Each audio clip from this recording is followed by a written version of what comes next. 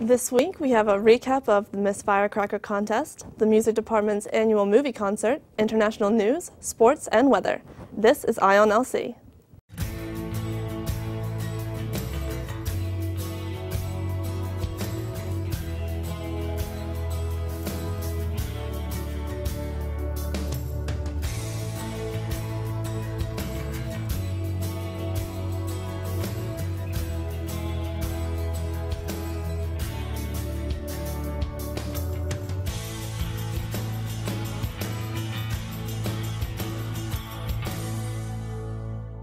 Hello, I'm Caroline Moore. Thanks for joining us.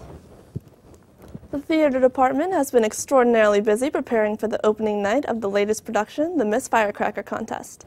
The play was written by Beth Henley and follows the struggle of a small-town girl to win a beauty pageant just like her glamorous cousin. The play ran from the 23rd to the 26th of February. If you missed it, be sure to keep an eye on the theater schedule for their next production. And now, Becca Loftus brings us all the news you need to know from around the world. Becca? Hi, this is Becca Loftus with your international news.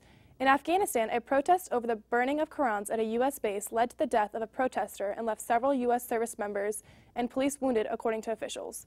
The protests started earlier this week and were peaceful until demonstrators began attacking the police chief's office. Protesters threw a hand grenade at the base, which then resulted in fights with pistols, knives, sticks, and stones.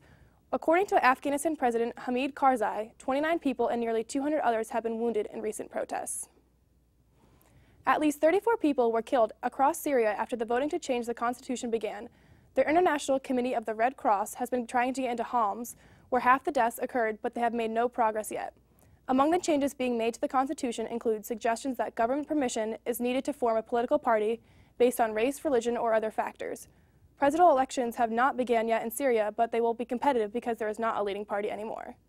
That's all for international. Back to you, Caroline. Thanks for the update, Becca. Dillard wasn't the only packed auditorium last Friday. The Lynchburg College Wind Symphony and Orchestra performed in Sidner Performance Hall during the music department's Night at the Movies. The playlist drew from an eclectic array of cinematic compositions, and the show itself made use of trailers and other footage from the featured movies, making the show a multimedia experience. The Liberty University String Orchestra, as well as several guest musicians and conductors, teamed up with our music department to make the evening a success.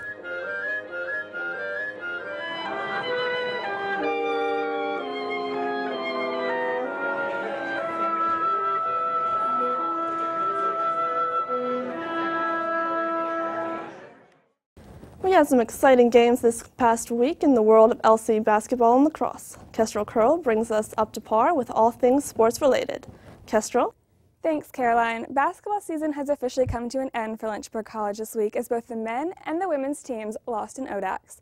The ladies fell to top-seeded Virginia Wesleyan Thursday by a final of 78-61, and the men suffered an 82-60 loss to Hampden-Sydney. Both squads showed a tremendous amount of talent and perseverance. We congratulate them for their hard work and success this season. Our highlight game of the week comes to us from lacrosse as they defeated Franklin and Marshall 11-4.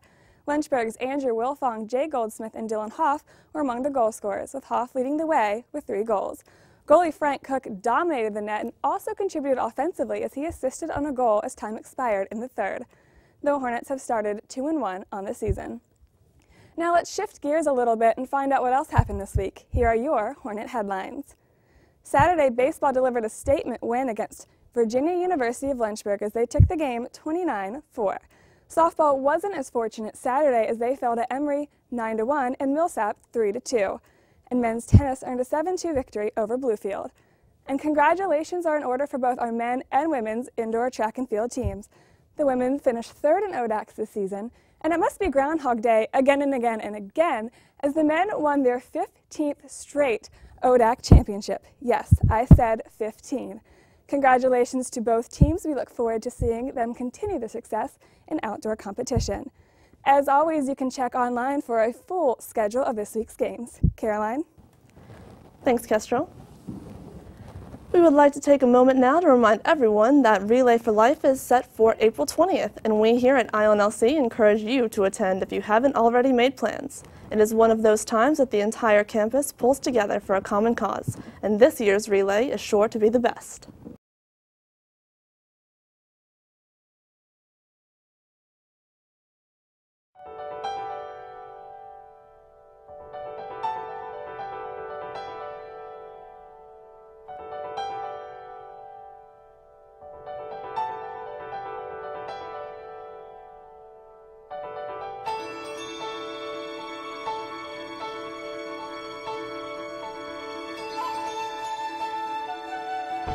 In 5,000 communities across America, Relay for Life brings together more than 3.5 million people in the fight against cancer.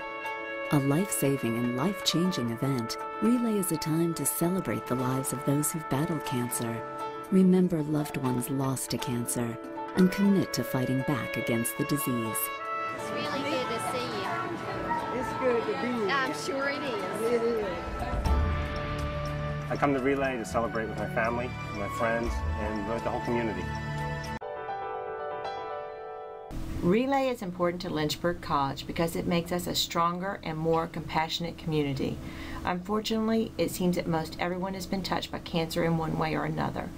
Relay is the event that brings students, staff, faculty, friends, and family together to remember those lost to cancer, to celebrate life, and to raise not only funds but awareness. My favorite part of Relay is the Survivor Lap. The Survivor Lap provides hope to others facing cancer, that they too can beat this dreaded disease. It confirms that you're not alone in this battle.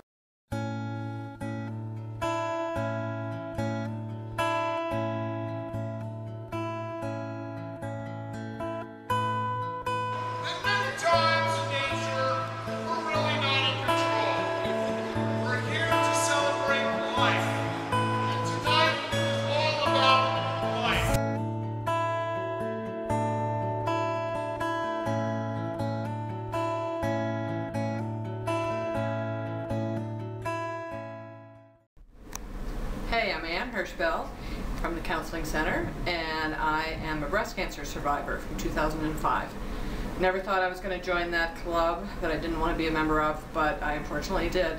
But I am so grateful to the American Cancer Society and to Relay for Life across the nation and here at Lynchburg College, because they do so much research that helps with new treatments, new tests. I had a test that allowed me not to have chemotherapy, so that was cool. That they have that kind of ability now, and more and more ways to diagnose things earlier, so you get treated earlier before your cancer is spread and it's tough to treat. So every day they're coming up with new things for all the different cancers that are out there, and there isn't any of us who haven't been touched by somebody in our life, a friend, a family member who has cancer.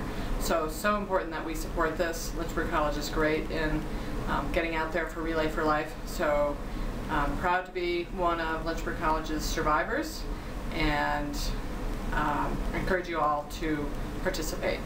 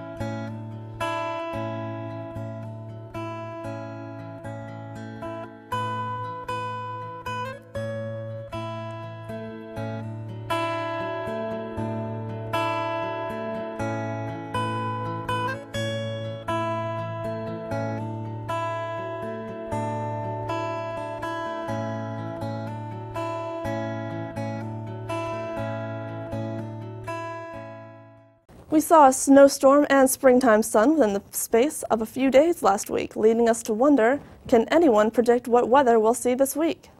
Billy Orndorff assures us that he can. Billy?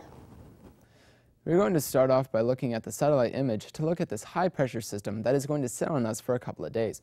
This will keep some nice warm weather with the sun over us until the middle of the week.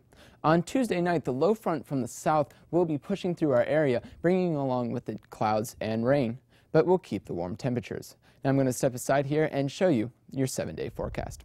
As I said before, the high temperature is going to be warm for the bulk of the week. The low will also be above average considering the fact it is still February. Remember, this is a leap year, so February has one extra day. March officially begins on Thursday. Also, spring break starts on Saturday. We at EYEonLC Weather wish you a safe and enjoyable spring break. Remember, EYEonLC Weather is on Facebook, so to keep track of the weather daily, just go ahead and like us on Facebook. Back to you, Caroline. Thanks for the forecast, Billy. College housing closes on March 2nd at 9:30, so unless you filled out a late-stay form, make sure you're on your way to the beach by then. Have a safe and awesome spring break, LC.